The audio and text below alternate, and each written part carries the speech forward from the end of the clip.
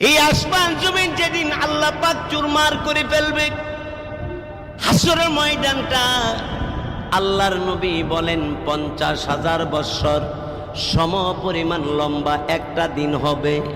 ওই দিন আল্লাহ পাক একজন একজন করে বিচার করবি।